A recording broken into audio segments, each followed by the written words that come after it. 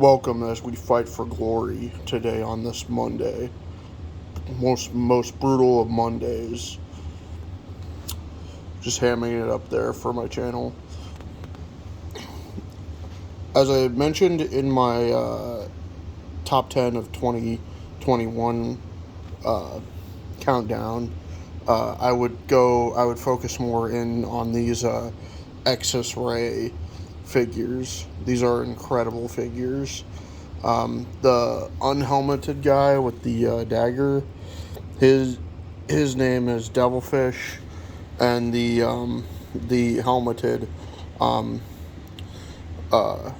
guy with the shield and the sword is called Hyena. These are excellent figures. Let's check them out here. Hyena has a beautiful shield that's very historically accurate, because shields, most shields, especially before the Middle Ages, were supposed to be as big as the person who is using it, because plate armor hadn't been invented, and not only that, but armor that covers the body, that covers a lot of the body, wasn't very prevalent back then. Yeah, you had chest armor and you had cuirasses and stuff like that, but you didn't have stuff protecting things like the arms fully or the shins fully. You didn't have that. Wasn't as prevalent in the times before the Middle Ages, like the Roman and the Greek times. So yeah, this is a great figure. You see, like he's the one who comes with a gladius. I forget the name of this particular type of gladiator. I knew about him before reviewing these, or when I first got these, I found out about him, and I thought he's a very interesting figure, because he's got, his helmet is like just two eye holes, and it was usually just cast in pure bronze. And what they would say is that, like, these helmets would just get hot and hot and hot, and they would get exhausted from wearing them, which goes to show how this is more of a thing of punishment rather than like a warrior class. We tend to glorify gladiators right now and think of them as warriors, but in reality they were slaves, and it was a way for the authoritative Roman thing to punish people who were different, and people who didn't recognize Rome as their country, basically. So that's why you have a lot of barbarians being thrown in there. You can even see with this guy right here, he's obviously not Caucasian, he's African. So, but then there's this guy too, who is probably Gaul or Norse or Celtic or something, So yeah, let's get closer in on these guys. Okay, and here's Thracian. Devilfish is what they gave him a name as. I really kind of just think of these guys as generic, sort of like Masters of the Universe characters. He doesn't come with this shield. This shield is just a Masters of the Universe classic shield that came with a pack. It came with a accessory pack, and I just ended up giving it to him for now, just because I think it's kind of interesting, the whole dagger and shield thing.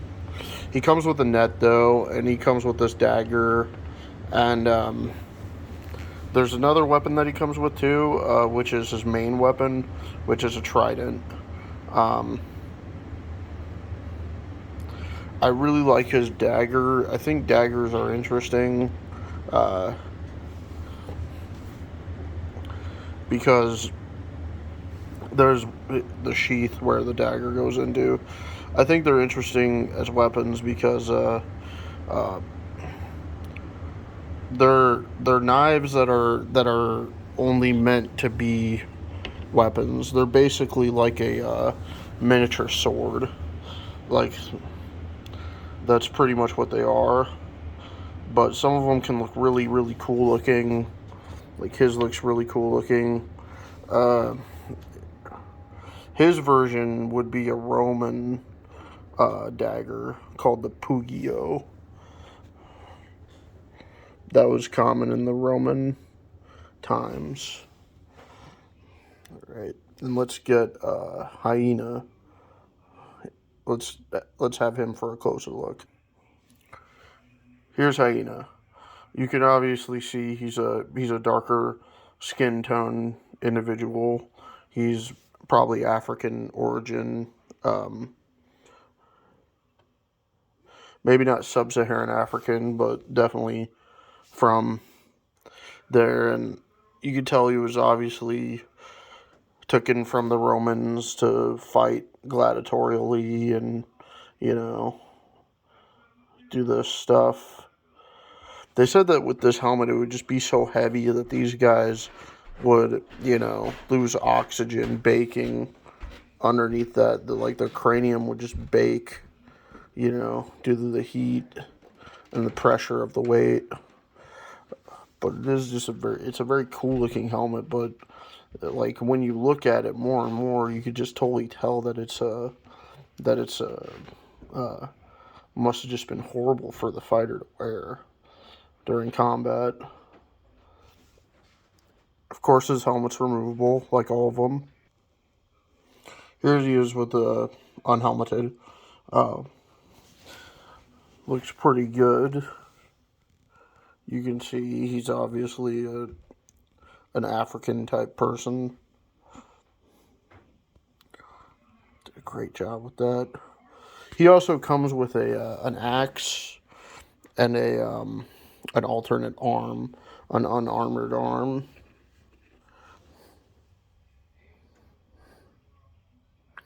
Here's the helmet. Very simple, not much detail, but that's just how these helmets were. They were the basic of the basic, meant for punishment rather than actual protection. What I really love about this one in particular, though, is probably the shield. The shield is just amazing. You don't get, like, even guys that do come with shields, like Masters of the Universe or Lord of the Rings or like Mythic Legions. They don't come with like these big full body covering shields. So that's what I think is really really cool about the shield. Let's see more in detail.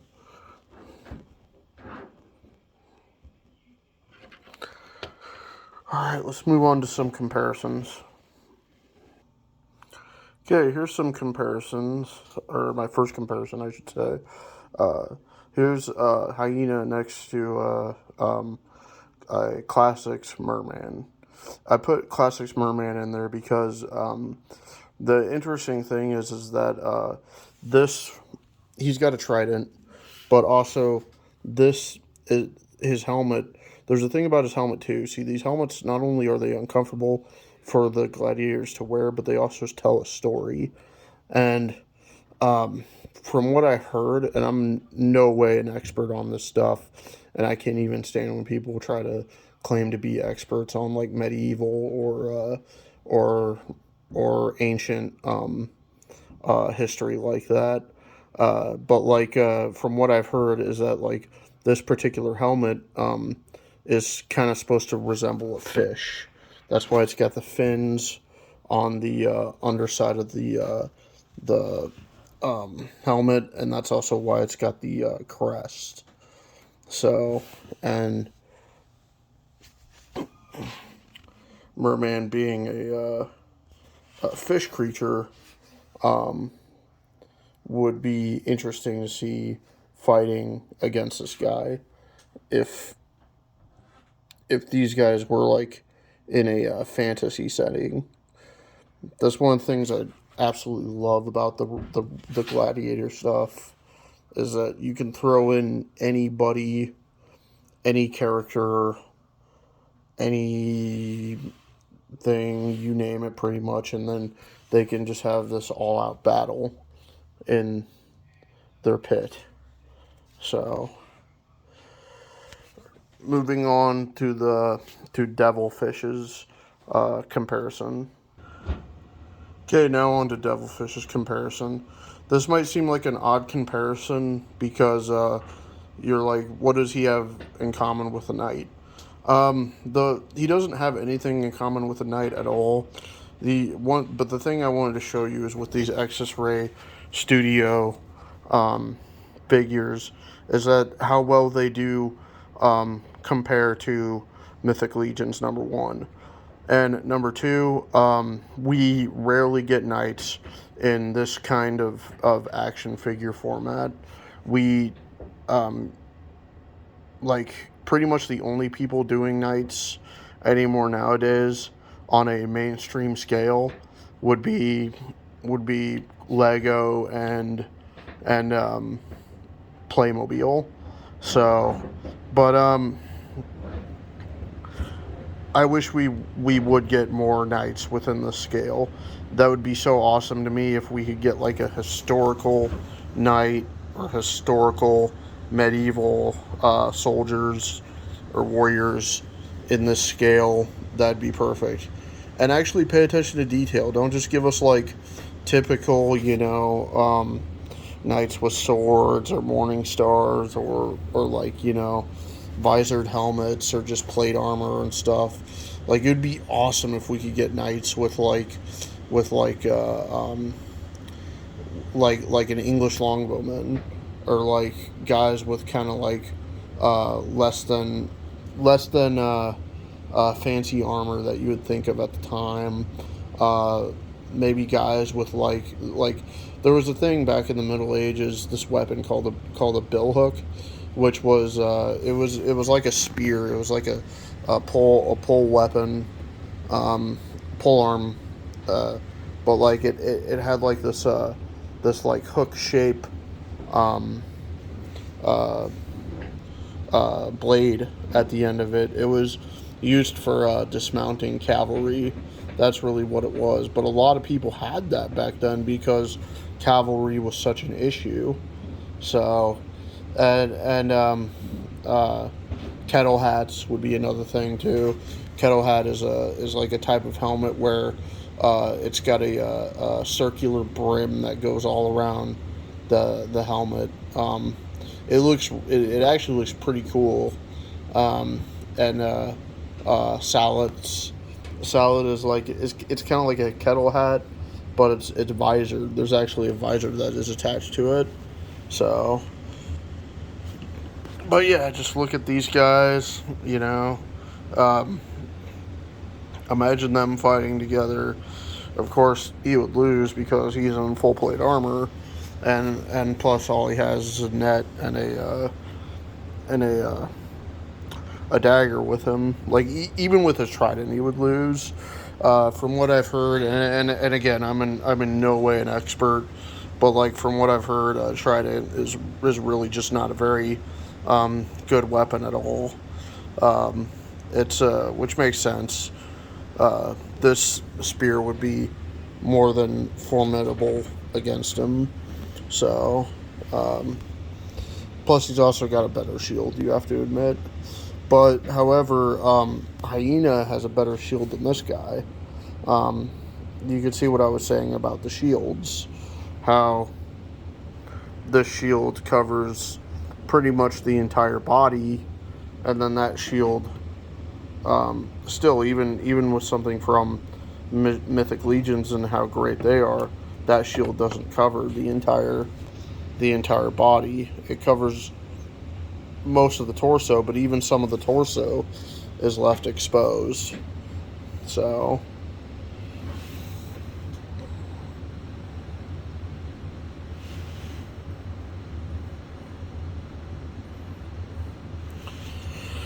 yeah, that's what we got with Xesray. I should also mention that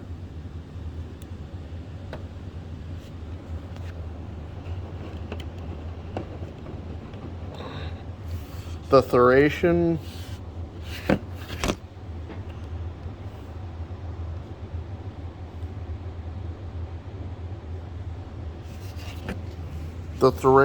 and this type of gladiator were often pinned against each other.